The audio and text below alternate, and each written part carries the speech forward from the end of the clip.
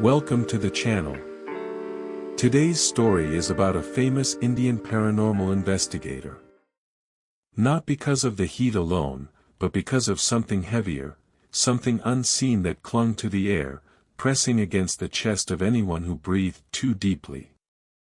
In a quiet suburb of West Delhi, behind the cracked walls of an aging apartment block, lived a man whose life revolved around death.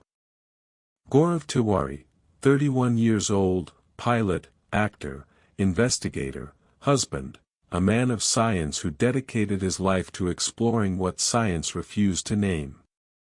His friends described him as calm and disciplined, always speaking with reason. But beneath that calm exterior, something darker had begun to stir, a presence that would one day take him away. He had not always been a man of ghosts. Once, he was a dreamer. Born in 1984, Gaurav grew up in a small, sun-warmed neighborhood of Delhi. His mother recalled that as a child, he would stare for hours at the sky, watching planes trace silver scars across the clouds. He wanted to fly, to rise above everything ordinary, to see the world as the gods might. But fate, it seems, had chosen him for a different kind of flight, one that would take him not through the clouds, but through shadows. After a short and disappointing career in film, Gaurav moved to the United States to train as a pilot. There, in Florida, his life began to change in ways no one could have predicted. At first, it was simple unease. Doors that creaked open by themselves, footsteps in empty rooms, a whisper that seemed to echo his own name. One night, while studying for his aviation exam, Gaurav felt something cold brush the back of his neck. He turned sharply, nothing. But the light in the hallway flickered, once, twice, then went dark. Later, his roommates would tell him they heard him talking, softly, as if to someone unseen. But Gaurav would swear he was alone. That was the first time he wrote in his journal, "If spirits exist, they are bound by energy. And energy can be studied." From that night, his obsession began. He read everything: case studies, folklore, electromagnetic theory, ancient rituals. When he finally earned his pilot's license, he returned to India not as a man of the skies, but as a man of shadows. In 2009, he founded the Indian Paranormal Society, the first of its kind in the country. He recruited scientists, engineers, photographers, anyone willing to face the unknown. At first, people mocked him. Television hosts laughed. Newspapers called him India's ghost boy. But Gaurav didn't care. He was patient. He was methodical. And when his team began helping families tormented by unseen forces, when real people cried with relief after years of terror, the laughter stopped. Soon, he was on TV again, not as an actor, but as a specialist. He appeared in shows like MTV Girls' Night Out and Haunting Australia, investigating haunted sites across continents. Behind the cameras, though, something was changing. He became quieter. He began to sleep less. Colleagues noticed dark circles under his eyes. Once, during filming in an abandoned hospital, he froze, staring into a hallway none of them dared to enter. Afterward, he said only one thing: it looked back. By 2016, his name was known in every corner of India's paranormal community. He was their leader, their believer, their light in the dark. But those closest to him whispered that something had followed him home. He often spoke of a shadow that lingered at the edge of mirrors. Of dreams where he woke up gasping, convinced something was sitting on his chest. His wife, Arya, thought it was exhaustion. He thought it was proof. And then came the house in Janakpuri. A case unlike any other. A family claimed they were haunted by an invisible entity, one that whispered in the night, pulled blankets from their beds, and left bruises around their throats. Gaurav went there on the night of July 6. He promised his wife he'd be back before dawn. But dawn would come, and he would not. The rain began just after midnight. A slow, hesitant drizzle that turned the streets of Janakpuri into mirrors of dim orange light. Gaurav adjusted the strap of his equipment bag and looked up at the old, three-story house before him. Its walls were the color of ash, and vines crawled across them like veins. The house seemed to breathe, the wind slipping through cracked shutters, sighing through narrow corridors. Two members of his team waited by the gate, a cameraman named Vivek and an audio specialist, Nisha. Both were experienced, but tonight neither spoke much. The family who lived there had already fled to relatives. Inside, only silence waited for them. EMF meter, recorder, infrared, Gaurav murmured, checking his instruments.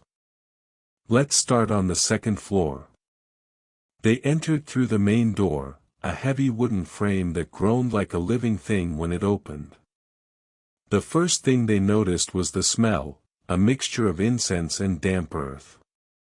Like something holy that had rotted over time. In the living room, idols of gods stood on a dusty altar. Their faces were blackened by candle soot, their eyes hollow in the flicker of flashlights. They climbed the staircase slowly, the wood groaning under their steps. On the landing, Nisha stopped. "Sir, do you hear that?" Faint, rhythmic tapping echoed from the walls, like knuckles brushing from inside the plaster. Vivek raised the camera. "Probably pipes," he whispered, but his voice trembled. The EMF detector spiked. The small screen glowed red. Gaurav frowned. "No, that's not pipes. That's energy." In the children's bedroom, toys lay scattered, a doll missing its eyes, a small car overturned, a picture frame cracked in half. Gaurav placed a digital recorder on the floor. "Let's do an EVP session. Ask questions. Don't speak over each other." He clicked record. "Is anyone here with us?" Silence. Only the rain outside, whispering against the windowpane. "Can you tell us your name?" Still nothing. Then, faintly, a thud. A small wooden block rolled across the floor. Vivek's camera caught it clearly. No one had moved. Gaurav knelt, inspecting the block. It stopped near his hand, and then, slowly, rolled back. A chill crawled up his spine. "This is not residual energy," he whispered. "It's interactive." Nisha's recorder crackled with static, then a faint voice emerged, low, hoarse, barely human, "Leave." They froze. Vivek's flashlight flickered, once, twice, then went out. In that moment, something heavy moved in the hallway. Not footsteps. A dragging sound, slow, wet, deliberate. "Vivek, light." Before Gaurav could finish, the bulb overhead burst with a sharp pop. Glass rained down in glittering shards. Vivek stumbled back, dropping his camera. The lens cracked, yet it kept recording, pointed toward the door. When they reviewed the footage later, they'd see it, a dark figure, standing just beyond the threshold. No eyes. No face. Only a shape, darker than the darkness itself. But at that moment, Gaurav didn't see the figure. He only felt it. A pressure against his chest, a suffocating weight that forced him to his knees. He gasped for breath. "Get out," he managed to whisper to his team. Nisha pulled him up, trembling. "Sir, we need to leave, now." But Gaurav turned back once more. Through the doorway, he thought he saw movement, the shape tilting its head, as if curious. Then, all at once, the sound stopped. The house fell silent. By the time they stepped outside, the rain had stopped. The air was heavy, still, expectant, as if the night itself was holding its breath. Gaurav looked back at the house. For a moment, he thought he saw someone at the upstairs window, a small, pale hand pressed to the glass. He blinked, and it was gone. That night, back home, he couldn't sleep. Every time he closed his eyes, he saw that window. That hand. At 3:11 a.m., his phone buzzed. It was Nisha, her voice shaking. "Sir, Vivek just sent me a clip. There's something in the video. You need to see it." He opened the file. The cracked lens showed static, and then, frame by frame, the dark figure again. But this time, it wasn't standing in the house. It was standing behind him. The morning after the Janakpuri investigation was oddly bright. The monsoon clouds had drifted away, leaving behind a sky that was too blue, too perfect, as if the storm had never been there. But inside Gaurav's house, the air felt heavy. He hadn't spoken much since dawn. His wife, Arya, noticed the way his hands trembled as he poured his tea. "Did something happen last night?" she asked softly. He hesitated, eyes unfocused. "Nothing I can explain," he said. "But something followed us home." At first, Arya thought it was exhaustion, another late-night obsession of her husband's endless work. But as the hours passed, she began to notice things. A coldness in the corners of the house.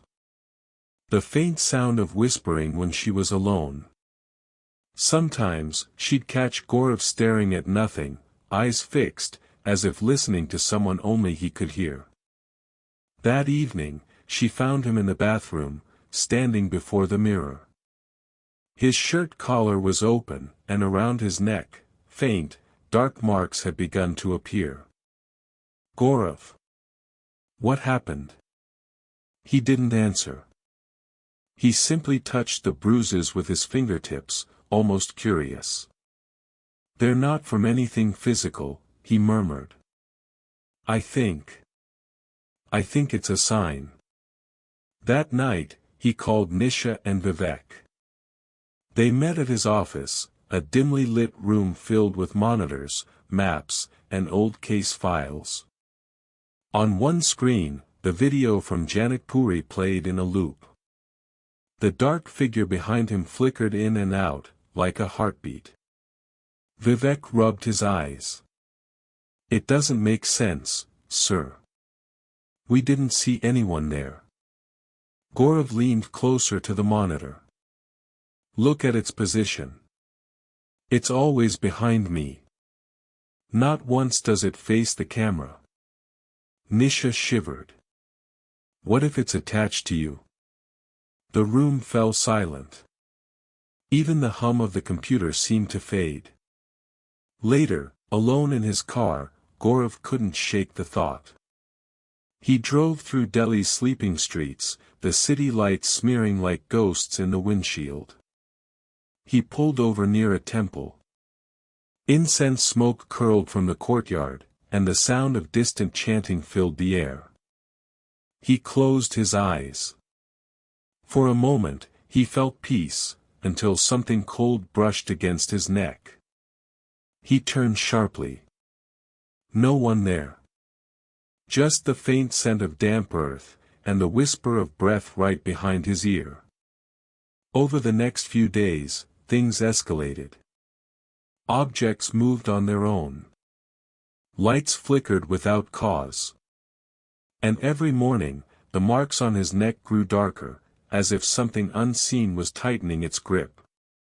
He tried prayers, cleansing rituals, even traditional exorcisms. Nothing worked. One night, Arya woke to find Gaurav standing by the window, speaking softly, to someone who wasn't there. "What are you doing?" she whispered. He turned, his eyes glassy. "She wants me to go back," he said. "Back to the house." The next day, against Arya's pleas, Gaurav returned to Janakpuri. He went alone. The house stood exactly as they'd left it, quiet, decaying, waiting. As he crossed the threshold, the air turned icy. His breath came out in pale clouds. He spoke aloud, voice echoing off the walls. "I'm here. You followed me. What do you want?" Silence. Then, from the far room, came a whisper, unmistakably a woman's voice. "You opened the door." Gaurav's flashlight flickered. In its trembling beam, something moved, not solid, not smoke, but a shifting blur of shadow and form. The air pulsed. He felt it press against his chest again, the same crushing weight from before, but stronger now, purposeful. He gasped, fell to one knee. The bruises on his neck burned like fire. The voice came again, closer now, "You took my place." Outside, a storm began to rise, wind howling through the narrow streets, rattling the windows. Inside the house, time seemed to bend. Gaurav staggered toward the exit, but every step felt heavier. The hallway stretched, the door receding further and further away. He shouted her name, "Who are you? What do you want from me?" And in the roar of wind and static, he heard her final whisper, "Your breath. For mine." The next morning, Arya found him collapsed on the bathroom floor. The water still running. His eyes were open, his face calm, but around his neck was the same dark mark, now deep as if carved into the skin. Doctors called it asphyxiation. Police said suicide. But Arya, staring at those bruises, whispered through tears, "You kept your promise. You went back." Weeks later, Nisha and Vivek reviewed the footage one last time. In the final seconds of the video, after Gaurav's voice fades, the camera continues recording. Static fills the frame, and then, barely visible, a shadow crosses the lens. Not a shape this time, but a hand, slender, pale, pressing gently against the glass. The audio distorts, a whisper merging with the static, "He's with me now." And then, silence. 2 months after Gaurav Tiwari's death, Delhi had moved on. News channels stopped mentioning his name. The world, as always, had found new mysteries to chase. But inside a small office of the Indian Paranormal Society, 3 monitors still glowed in the dim light.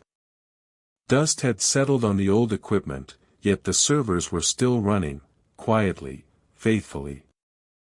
Nisha sat in front of them, headphones over her ears, reviewing what they had missed.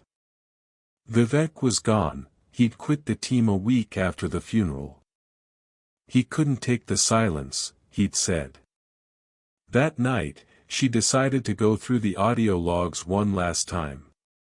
Each investigation Gaurav had led was carefully catalogued, date, location, notes, recordings. When she opened the folder marked Janakpuri, July 2016, she noticed a file she'd never seen before. Its timestamp was 2 days after his death. The file was only 21 seconds long. No label, no notes. Just static at first, and then a faint breath. She pressed play. 4 seconds of static. A low male voice, strained, whispering. It's not over. The door didn't close. Static again. Then a faint knock, 3 times. And then silence. Nisha froze. Her pulse pounded so hard she could feel it in her fingertips. She played it again. And again. Each time, the whisper felt closer, clearer, as if he wasn't speaking through the recording, but from inside it. She opened the waveform display, and that's when she noticed something strange. In the spectrogram, between the static peaks, there were shapes. Curves. Symbols. A pattern repeating 3 times, almost like a signature. At first, she thought it was interference. But when she zoomed out, the image became clear. It wasn't random noise. It was a face. Gaurav's face.